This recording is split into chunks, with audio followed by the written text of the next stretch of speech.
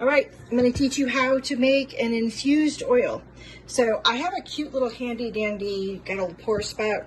I use it for making my fire starters, for doing candles, and also for doing salves and infused oils. So today we're going to do an infused oil, and as you see, we have used this quite a bit. I used it for this same infused oil a little while ago, so I did not bother to wash it out.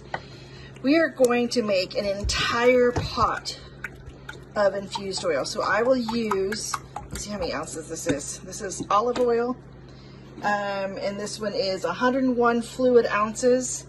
So here we go. These used to be a gallon, and now they're only 101 fluid ounces, but I guess it's called shrinkflation, right? It's taking forever. Okay. I'll get right back to you. Let me just fast forward this here. This particular herb I'm using today is called Cuachalalate. And Cuachalalate is a really, really powerful antibacterial.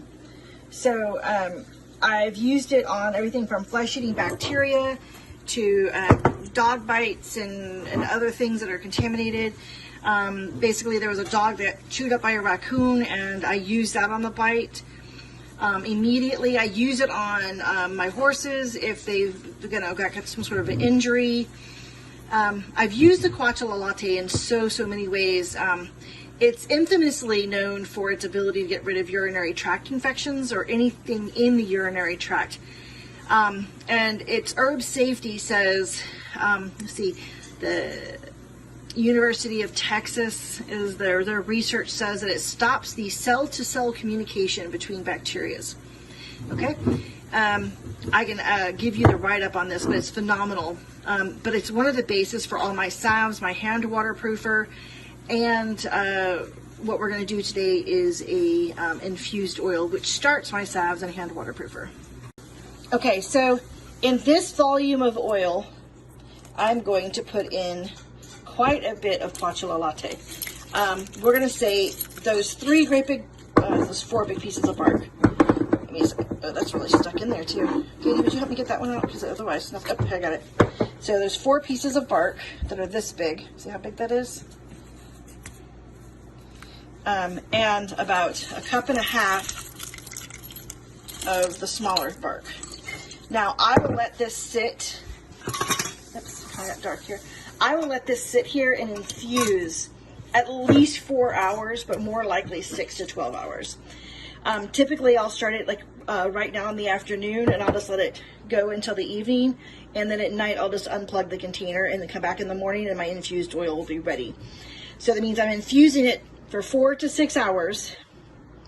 I've infused them as long as 12 hours, but then I leave it sit in the oil overnight before I strain it out. Okay? And that's Cuachalalate. I will give I will spell it correctly in the title of this video. Okay, bye.